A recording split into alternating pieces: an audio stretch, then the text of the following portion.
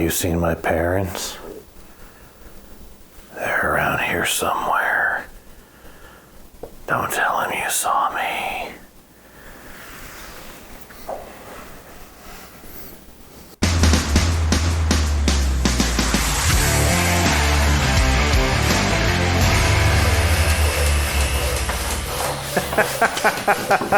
Hey there, folks. I am Jeff. This is Tabletop Toolbox, and thank you for tuning in to the weekly Ratchet. This is episode number 34, which I also want to call number 34, day 34 of the hostage situation.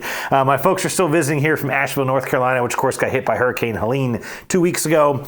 They did just find out that they've got water back to their apartment over the weekend, so they're actually looking forward to getting back home. I think they're going to be leaving tomorrow, Tuesday the 15th, to head back home with their pets. It's been an interesting 2 weeks. Obviously, it's been nice to have them here. I'm glad that they are, healthy and didn't have to deal with any of the stuff that happened down there. Glad that we could be not too far away, that they could kind of come here for some reprieve. But it's been a busy and loud 2 weeks. But anyways, that's that.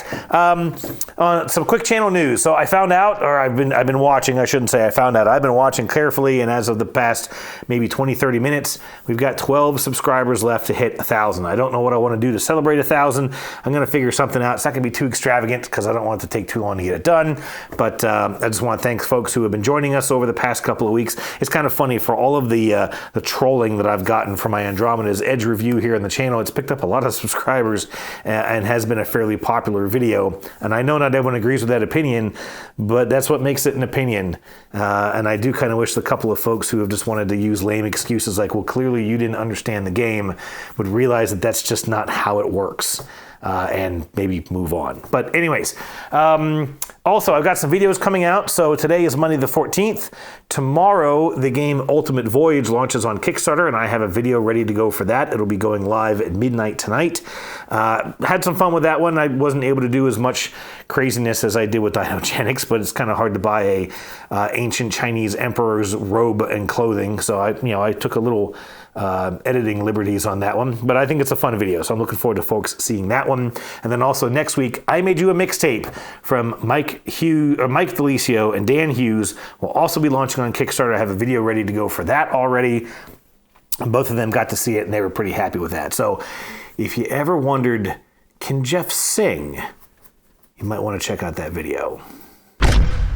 Anyways, I think that's pretty much all that's been going on lately. I only have one new game to talk about here, so I'm going to go ahead and make the new acquisition thing very quick. This is the Fast Sloths expansion. It's called The Next Holiday. I don't know what it has nothing to do with holidays.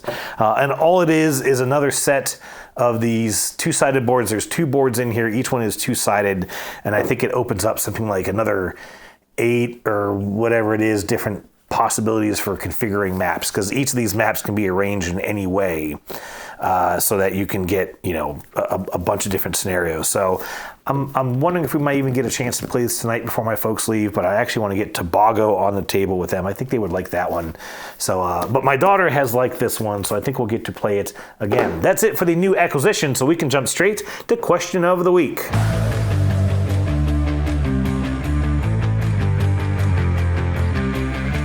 Okay, moving into question of the week. Last week, I asked you to tell me about your shelf of shame. Games that you've had sitting in your collection that you haven't gotten to play for an extended period of time. And also, I sort of challenge you to tell me what might be your strategy to get that game played. And some people played along with that, some didn't. Of course, that's completely okay. So I'm going to go ahead and start things off with Teshera, who started off by bragging about how he doesn't have a shelf of shame because he always makes a plan to get every game played when they come in, including using a spreadsheet to track what's been played and what needs to get played next. Isn't he special? I am teasing, of course, Teshera, although I admit I was quite jealous reading all of that, but I think that's pretty cool, and I think that's the right approach, right? Hey, I got a game, I got to get this game played. I know some folks I've met through the retreat that are the kind who will get a game played right away and immediately know whether they want to keep it or get rid of it. So they're constantly moving that inventory, right? Because why sit on a game forever and have it sort of lose its value. Just go ahead and get rid of it and, get on to the next thing. And I work in planning, and I'm not as diligent as you are in getting games planned out and getting them played. So that was really cool. And of course, I'm just teasing you. Wonderflonium said he's only played 2 scenarios of Lord of the Rings living card game, and that he needs to watch the movies again to motivate him to get the game back out. And it's funny you say that, because the game Skyrim, so there was a board game Skyrim and the video game Skyrim. It's not a movie, but when I played the board game, it made me really want to play the video game again. And when I played the video game, I thought, oh gosh, I don't want to play the board game again. So maybe you need to play the game to get the motivation to watch the movie, to get the motivation. You know what? You'll figure it out. I'm sure you'll be fine. Josh Knight, a first-time poster, said that the one game on his shelf of shame he keeps skipping over is Weather Machine, that it's been there long enough that the excitement has already worn off, and so it just sits there. He said he usually blocks some vacation time to try out heavier games, as it keeps his mind focused and occupied. Well, hey, Josh, first of all, welcome to the channel. Thanks for stopping by. It sounds like you just need another vacation to check out Weather Machine. And I'll tell you, I would be interested in playing Weather Machine solo. You mentioned that you mostly play games solo. I think Weather Machine is a good puzzle. And I think as far as looking for that itch, that mental challenge, I think Weather Machine would definitely present something that you would enjoy. I will say that the theme isn't really there. In fact, that game and Inventions are his 2 latest games that really just kind of felt like the theme was sort of tacked on, that it was far more about the mechanisms and the strategic or even tactical play, and less about really the story of the game. But still, both are phenomenal puzzles. So it sounds like that's kind of your interest. So maybe, give it a push and try to get Weather Machine off the shelf. I wish you the best of luck. Rentless said he found a group of gamers that are into heavier games and hoped it would give him a chance to get his unplayed games played, except all of them also have unplayed games that they want to get played too. Yeah, I've certainly seen this, right? And I've had the idea of doing sort of the same thing. I actually want to create an event, a weekly or bi-weekly event, whatever, to get your shelf of shame games played. But I think what you got to do is either like a lottery system or just a roster and say, okay, hey, this week's your turn and next week's this guy's turn. And I've also seen some events, some groups that kind of use a point system. It seems a little complicated, but when you play someone else's game, you get points. And once you have enough points, you can spend them to get one of your own games played. And then it kind of resets your points back to 0. And then you've got to play other people's games to accumulate points again. That doesn't work for everybody, but I've seen it work successfully, so it might be something to consider there as well. Kay said she hasn't gotten to play games in 2 months, but that Meadow is next on her list. She said she had no idea what her strategy is to get it played, but that she's not above bribery. Well, okay, hey, listen, if worse comes to worse, I'll see you in 2 months at PAX, and we will play that then. Meadow is a delightful game, one of my favorites, and I am working to get the expansion, the newest one, Adventure Book from Rebel. They're a little kind of backed up, I think, in their logistics a little bit, but I actually did some filming today with my mother to prep for my Adventure Book review. I did manage to get the rule book off the internet, so at least I kind of had that working for me, because I did a review with my mother of the Meadow Downstream out on the Dice Tower, and that was one of my just most fun videos. So looking forward to Adventure Book. Let's see, JW Spiker said his plan to get games off his shelf of shame is to ship the wife and daughter to Korea for a month and set up some game nights, maybe this coming summer. I'm sure that there's a backstory to that makes sense. Or maybe that was just a wild and crazy joke. I don't know. It was funny either way. But I wish you the best of luck with the game nights, and I wish your family the best of luck in Korea. Jamie Wiley said he's got a bunch of smaller unplayed games like Tainted Grail Kings of Ruin. He said that he's using that game as something of a prize to play once he gets through all the other games, and he says it's been working for him. And that is a pretty neat idea. As you kind of explained in there, you knew that if you played Knights of Ruin, you just wouldn't get to anything else. So you've kind of said, well, look, I'm going to save Knights of Ruin as almost like a prize, that once I get through all those other games, then I'll open it and I know I'll have a lot of fun with it. Of course, I hope you do, right? I hope that that game lives up to its expectations, your expectations of it. But I think that's a neat idea of saying, well, hey, look, I'm going to work through this stuff and kind of treat this as a reward for getting through it. That's not a bad idea.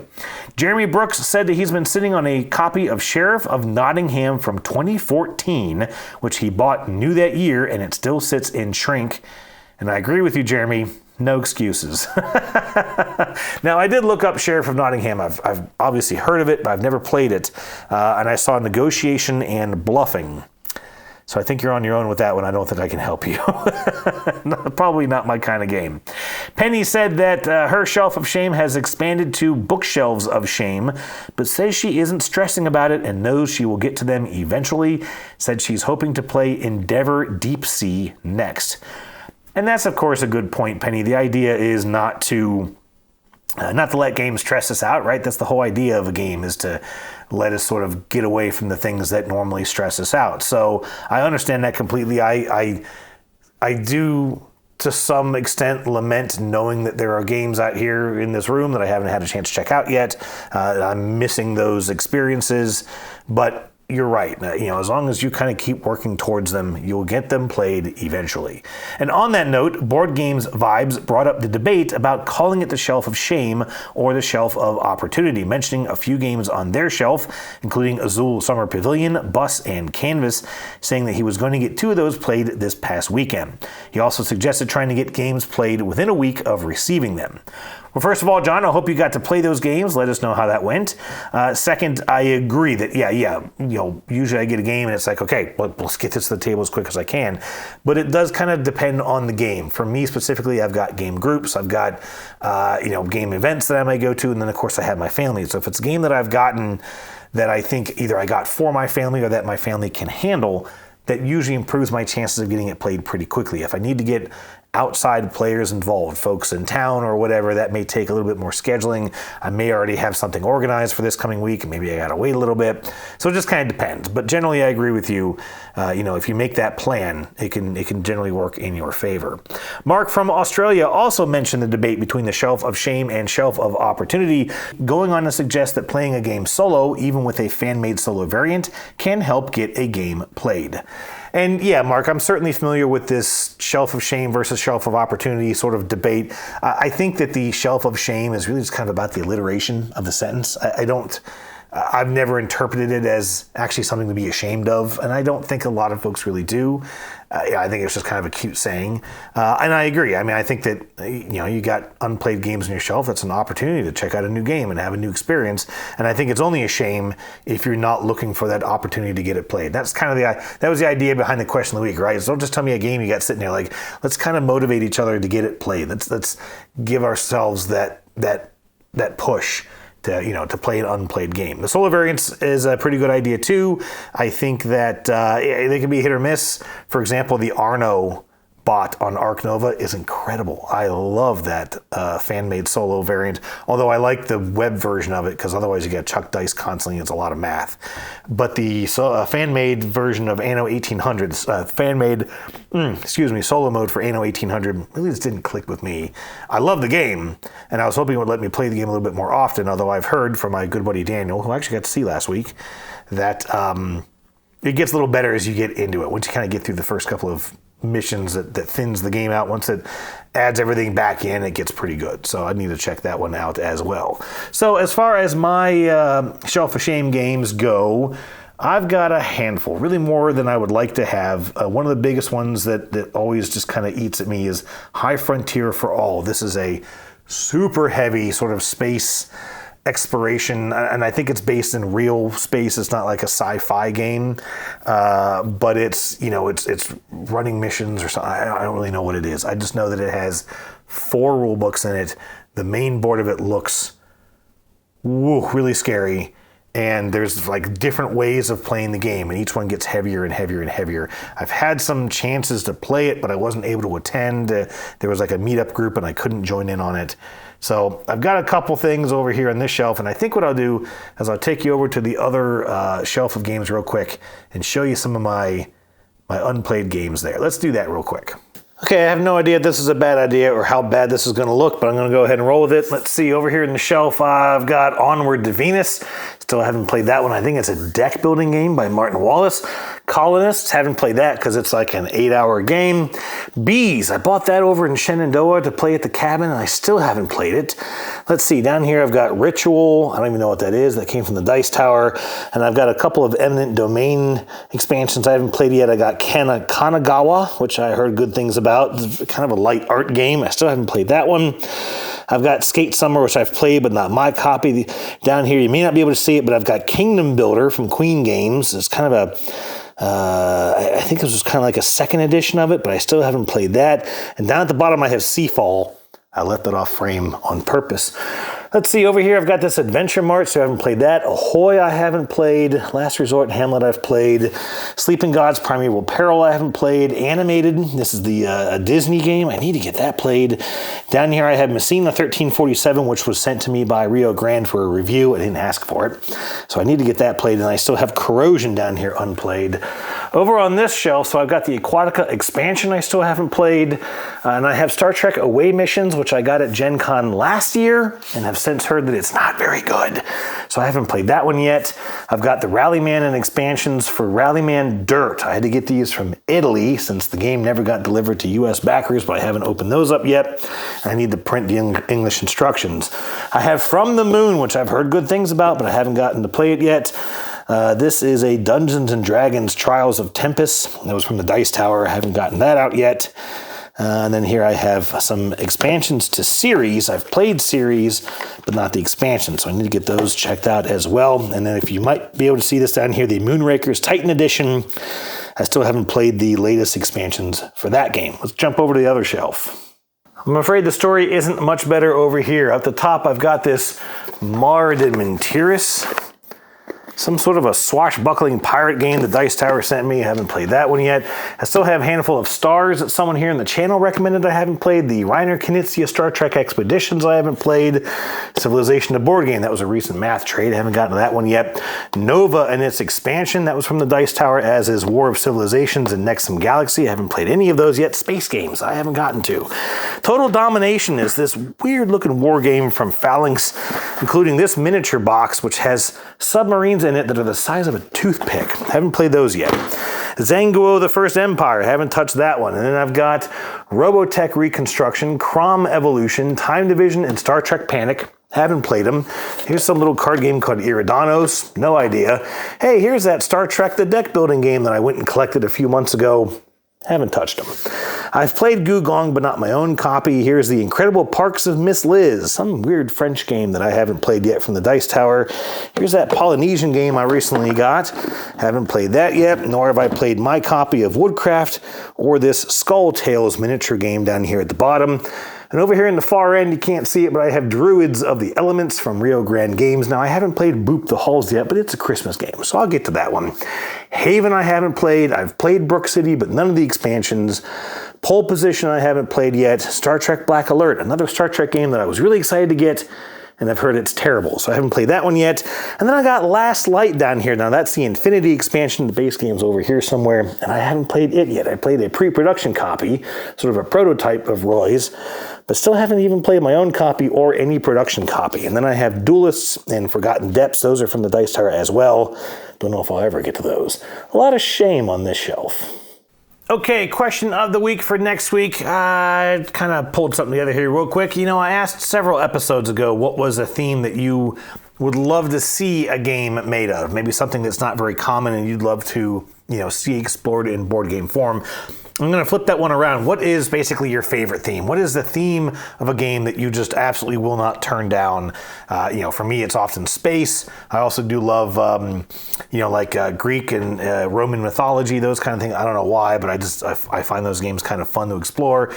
Sometimes they don't always work the way I want them to, but anyways, so what's yours? What's a theme that you just absolutely love to dig into? That'll be the question for next week, episode number 35. Let me go ahead and get to some recently played games.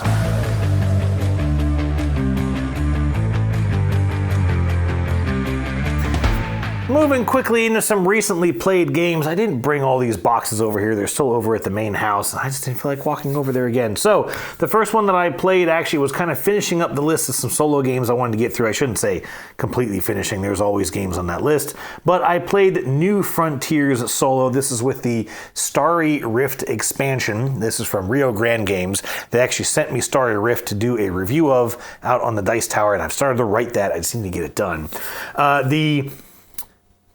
The Starry Rift expansion adds new planets. It adds like one new action. It adds some more of these goal tiles, G-O-A-L, tiles that you can work towards. And a lot of the planets are based on this new Xeno faction, which is also prevalent in the Race for the Galaxy card game. And it doesn't really change the game. It doesn't really add new actions. Like I said, there's one new thing that you can kind of trigger, but it's not, a significant change to the game. There's no new resources. There's really nothing else you're trying to do. The only thing is that these Xeno faction planets are a lot harder to take over. You need a lot of extra military strength. There are some new developments or technologies that you can get to kind of help you in that fight against the Xeno. And the only thing I've had as a downside to this so far is that there are certain actions in the game that can let you randomly draw these planets and just sort of find more planets to discover. Except for that, a lot of the Xeno planets will penalize you if you have not colonized them by the end of the game. So if you have a system in place that's letting you draw extra tiles and just sort of hold on to them, but you draw ones that punish you for not finishing them, and you draw them too late in the game to finish them, you kind of get screwed by that other engine, and it can kind of be a little frustrating almost to say, well, no, I don't want this, and then you kind of get saddled with it. Other than that, it's a fine expansion. Like I said, it's very, very simple and straightforward. And it adds a solo mode. The way that the solo mode works in this game is that it basically just gives you sort of a scenario, and there's actually 4 missions in that scenario. It's usually all the same setup. There's nothing really unique about it. But, it may say, okay, you got to beat it once and get 75 points. And then you got to beat it again, and you got to get 8 planets colonized. And then you got to beat it again, you got to have, certain number of technologies or a certain number of resources or have so much money at the end of the game. And so if you can then play through that same scenario and you have to win each of those different end game conditions once, and you can't stack them. So if you get the amount of money and the amount of planets, you have to pick which of those 2 achievements to kind of check off. And once you get all 4 of them done, you win. Of course, if at any point you play and you don't meet any of them, or you meet one that you've already met, you then fail the whole scenario, right? And of course, you don't really have to do any of that. You can just play the game and aim for a certain score. But it's just giving you sort of an incentive to keep playing it and try out different things, which I think is pretty neat. And I played this, like I said, I played it solo. I was going for just the basic score, which turned out to be a lot harder to get than I thought it was going to be.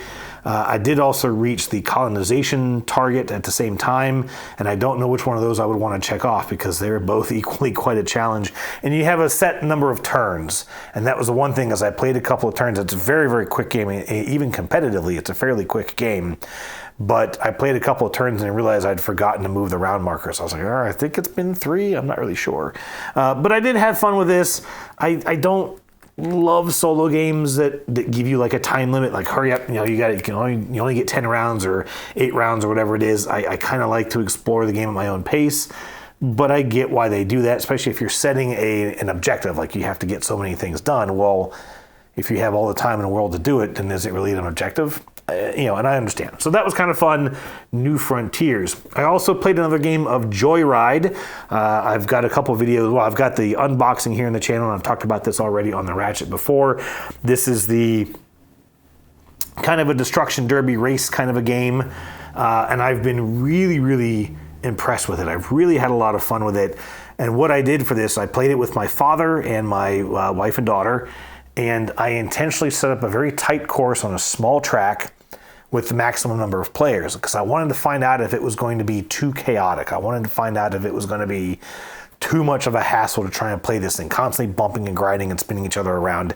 And it really wasn't. There was a little bit of knocking. There was still a lot of just goofing off. And of course, with these obstructions, we had a lot of oil slicks sitting out. My dad also had this particular vehicle to let him basically drop scrap, but the scrap has a hidden feature to it. So he had like mines and he had debris, and I think he also had an oil slick, but he would put it on the board face down. It would just look like a pile of junk. And so you could hit it and hope that it wasn't too bad, or hit it and find out that, oh, you just spun out of control. And so he was having some fun kind of dropping those things out. But it was still a really, really good game. The only thing I would tend to maybe say is that it can actually have a decent amount of downtime, because as you're sitting there with the fact that you've got a movement that you can set and then shifting your gear, and then a movement that is more random with the roll of the dice, you really are kind of sitting there weighing, like, where do I want my risk to be and how much risk do I want to carry into that roll? If I really need to get around this corner, what's the best way to do it? And well, then if I'm going to go 6, but maybe I want to go 3. And as you're trying to kind of plan all that out, everyone else is kind of sitting there. So it's not too bad, but it was a good maybe 90-minute game, even on a smaller track for 4 players. My dad certainly had a little bit of AP, which, I mean, he doesn't play a lot of games, so I get it. Our daughter had a fair amount of AP, more so than she normally does, but she was kind of distracted on her phone a little bit, which I was getting on her for. But anyways, still had a lot of fun with it, and it did not give me a negative experience. I kind of wanted to test it because I thought that was going to be the point where that would probably be the aspect of the game that I would not like, if it was too close, too crowded, and too chaotic. And it really wasn't. It was still a very, very fun experience. So I need to get a video of that put together here at some point. Joyride, or in my case, the Joyride Turbo Edition. I then played a game of Rock Hard 1977. I've talked about this a lot on the channel. I went over to a friend's place and played this with him and another buddy. And I had kind of a rough game. Actually, no, I'm sorry. I had a game night here at my place. It was the first time I played it this week. And I had a bad play of it. I had a character that just didn't really have much in the way of a special ability, and I got a manager that did not synergize at all with that poor ability. And kind of actually had a pretty bad scoring. It was still a fun game. I mean, I still really liked the game, but just didn't have a good play of it. And then I went to a buddy's place on Sunday and played it again, and also didn't have a great game, but I did better in that one. I started off really well, and then I kept getting blocked on the demo tape and the record label spaces. I had already kind of flunked my job and wasn't able to get a record deal in place to bring in extra income. So I actually had to waste a whole round just trying to generate enough money to pay the manager so I wouldn't lose a ton of points. And as a trade-off, didn't get anything else done towards my own career in that round. And what's kind of interesting is that now I've played this, I think it was my 6th play. I am a little bummed in the fact that I keep seeing the same, I'm starting to see the same event cards a whole bunch. I'm starting to see a lot of the same cards of the late night events that you go to, like the backstage behind the venues and the bar and all that kind of stuff. But there's still so much variety in the game. There's even though that deck's always the same and this deck's always the same, you're going to get those things at different times. You're going to trigger things in a very different order, and it still keeps things interesting. I do still wish, I'd love to see more events. I'd love to see some more rock stars that you can kind of play as, and again, look for some other opportunities and synergy between your characters and your jobs and your managers and all that kind of a thing. But still, yeah, enjoying Rock Hard 1977, even if I didn't have 2 of the best games of it. I also introduced those 2 friends to I Made You a Mixtape, as I've mentioned. Had a lot of fun with that one. It actually set a new score for me, a new record for me of 129 points, which is only really possible because the other guy only got 50. Because there's kind of a limit in how much you can score, especially on the set collection aspect. There's only like 7 cards in a 3-player game, so of each genre. And so someone's going to get all of them, or they're going to get split, and it's just going to spread the points around. The other game that I played yesterday was I played Andromeda's Edge again, this time at 3 players. And I really made this a goal. I've had it as a goal to try and get this game played again. I certainly know that this game is incredibly popular, which doesn't mean that much, but I really wanted to try this at 3. I've now done it at solo, 2, 3, and 4. I don't think I'd ever play this game at 5 because it would just take forever. I did intentionally leave out the one faction that I think is very overpowered, the something refugees, whatever it is. I forgot what it's called.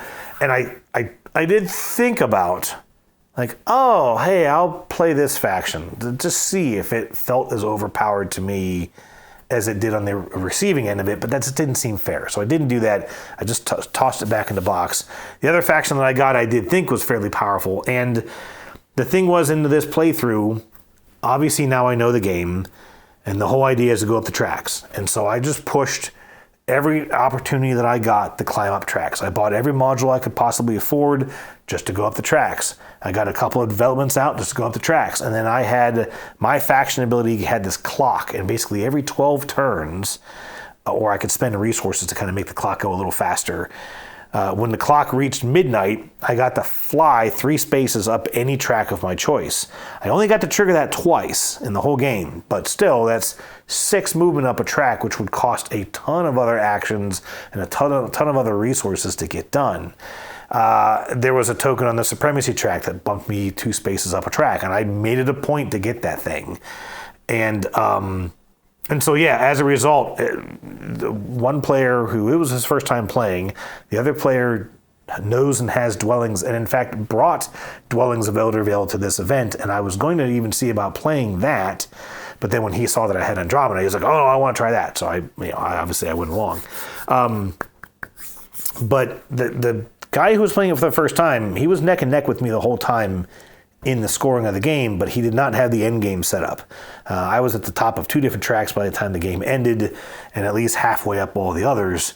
And so my end game, I just took off. And, it's still the fact that all of these actions, everything that you're doing in this game is just to push up these tracks. And it can be fun to have some of the combat. It is still a lot of fun to pull all your stuff back and trigger all those modules and get all these resources. And okay, now what I want to do. But again, it's like, okay, well, now I got these resources so I can keep pushing up these tracks. We still had some very random combat. We had very random modules that came out. One of the player's abilities, the other player, was to use one of the resources as a wild. He could basically use the black nanocarbons as anything. And the thing was, he only had very, very few opportunities in his own engine to get that resource. It was, in fact, another player who had a module that gave everybody a nanocarbon that was helping him out. And it's kind of like, I was chatting about it afterwards. I said, there is some really, really awesome synergy in these modules if you can find them. Some of them don't even come out. I got without going deep into the rules here, I got a moon in the game that you can actually use to make the cost of something 0. There are these modules that says, okay, you put a moon on the module and that'll tell you what the cost is to then get something. So it may say, this moon will give you 2 energy. Well, if you put a single energy moon on that space, then it says spend an energy to get 2 energy. You're assigning the cost to that module. Well, I got a moon that basically says there is no cost. So the only thing it can be used for is that type of module. Basically, in that case, I would just get 2 energy. I wouldn't have to spend anything. I got the moon, never got a module that had a moon cost. And so I never got to use it. And it's kind of like, God, that sort of sucks. Like I had to go do a voyage action to go and get that specialty moon. It basically didn't get anything else done that turn, hoping that was going to set me up for something really nice later, and it just never did. And it's that just sort of swinginess of the game that it can just be a letdown. So I don't know. I had a good play of it. I did like it at 3. I've enjoyed it at 2. 4 got to be a little long, and like I said, I would not play this at 5. It also still has this issue, and I talked about it in my video, in that there are just rules everywhere. Everything changes the rules of the game. We had a raider that came out, and I think I talked about it in my video. There's a raider that comes out that can actually lower the cost of building developments. And it's crazy. I don't understand why that's a benefit to the players. I'm not going to knock it, except that we constantly forget to use it. The one guy remembered to use it. I then built a development later, and I forgot to get myself that discount. And I even mentioned it. I was like, oh, geez, I forgot to do that. And they're like, well, yeah, we'll just, take back a resource. But I was in the middle of something, and I still forgot to do it. I had a ship that I lost in combat. It goes to the scrapyard. And I actually remembered today that ship had an ability that says when it goes in the scrapyard, it just pops right back to your player board. Like it's basically indestructible. And I forgot about it. And there was one other thing. The developments, when you go out onto the board and you put the little fancy upgrades on top of your ship, they're then supposed to lend a die in combat to any combat that takes place on that region or the neighboring regions. And we constantly forgot to do it. There were a handful of fights that happened right next to a module, and people should have been adding a die, and we just forgot to do it. And so it's just one of those things where it's like, I don't know. I've played the game at least 4 times now, and I still don't think I've ever played it perfectly right. And you could easily say, well, who cares? You didn't get a die. Well, but all it takes is 1/6 to win a fight, It could actually have a huge swing on the game by just leaving out that little thing, by having one extra ship that I could pull back to do things with, because I forgot that it should have come back to me, could have made a big difference. Now, again, I won the game, so I'm not like, I could have gotten more points. But it's still like, you're missing out on opportunities because there are so many rules to try and keep track of, and you can't go back and undo them necessarily. You can't go back and catch everything. And it just makes the game so clunky. And when you play games that are complicated but still relatively straightforward, like a Voidfall type thing, I mean, the mistakes you're making there is because you just forgot what was going to happen. It's not so much of I forgot that's a rule. I don't know. Andromeda's Edge, it's interesting, but it's just so ballooned out of proportion for what it really does, if that makes any sense. Anyways, that's enough about that. Sorry. The last one I will mention here is I did get in a game of Food Truck Race. I did bring one box over. I talked about this one in the last episode. This is an upcoming Kickstarter project from, I think it's Gregory Alford. It's a race to 50 points, actually $50. Each player is a food truck vendor. They have a food truck card in front of them, and they will start off with a couple of bucks, and they're using that money to either buy upgrades into their truck or they're buying the food ingredients. So you have these workstations on your food truck labeled A, B, and C, and they're blank at the beginning of the game. And you can buy these tokens that sit into those spots, A, B, or C. And then on each player's turn, they chuck 2 dice. So one has A, B, C twice. The other one has 1, 2, 3 twice. And you will generate the number of resources of the numbered die on the workstation of the lettered die. So if you roll a 3A, then whatever food token you have in the A space, you'll get 3 of that ingredient, which is just tracked by cubes. The cubes get placed on your food truck in what's called the mise en place, which is a fancy name for everything in its place, I think is what it's called. But you have like 8 storage spots for these cubes in your truck. You can upgrade that to hold more things. You can also upgrade your food prep station so that when you roll the A, there's maybe 2 spaces on the A, and you get 2 different ingredients, 1, 2, or 3 of each, depending on what the other die rolls. You're then using those to fulfill various orders. You're going to have orders that come out. You always have 3 order slots at the top of your truck, and they're always full, although they may not have an order in them. But an order may be for a snack and an appetizer, or maybe a small entree with a modifier, like extra cheese or lettuce or something like that. And when you have enough resources in your mise en place to fulfill an order, you spend the tokens, you get the money that's on that ticket, you move up around this track. Your money is actually tracked by your position on this board, so you move around the track, which is tracking how much money you have, and when you land on the 50, you trigger the end game. And that's basically it. There are some extra cards that will come out in these decks. So I mentioned that you may not have actual orders. So both my wife and my friend Mike got these cards called influencers, like a social media influencer. And that influencer would let them double the reward of one of their tickets when they fulfilled one up to 2 times. So they could double 2 different tickets, sort of rotating the card to indicate when it's been used, and then the second time it gets used, it gets discarded. There are also fines. So I got a card that was like a meter maid, and it did this weird thing where it kind of locked in my truck that nobody could pass my truck. They couldn't get more money than where my truck was sitting, and they couldn't spend money below where my truck was sitting. And it was so cumbersome to kind of try and figure out what that actually meant or how that was going to work that I just went ahead and I paid the fine to get rid of the card. I was like, look, I'm just not even going to worry about this. I'll pay the $5. I go backwards 5 spaces. The card goes away. Everything goes back to normal. And there's also a tow truck spot where if you're on the 25 space, a tow truck comes and tows everyone back to the 10 space that's in that strip. So the 25 point person loses $15. And if there's someone on the 11, they lose $1. Everyone goes back to the 10. I was like, Greg, what are you thinking with that card? I don't know if that's a good idea, because that 25-point person is going to be pissed. The game was okay. It was lighter than I kind of expected it to be. And I didn't love the idea that, of course, you're getting resources only based on how the dice roll.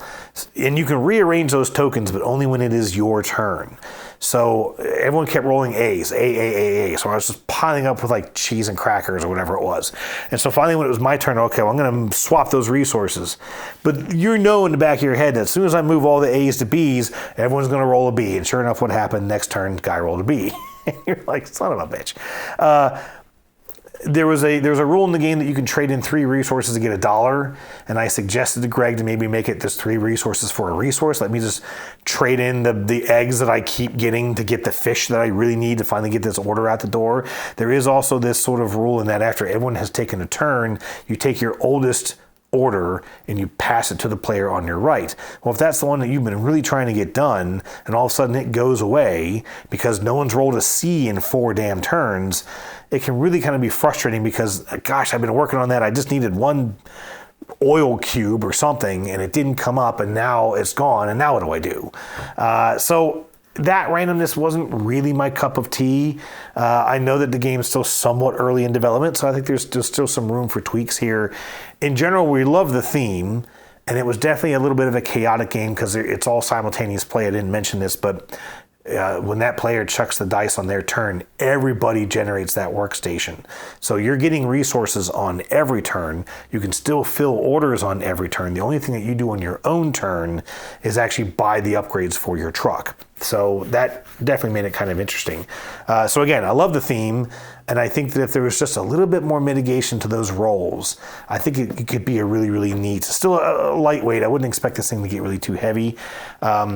And I think there needs to be a little bit of balance with those influencer cards because the only 2 players who got them had 30 points or more on top of everyone else at the table. So it was really, really a powerful card to get that just the rest of us could not compete with at all. So anyways, that was Food Truck Race. And that is the Weekly Ratchet, episode number 34. Thank you so much for tuning in.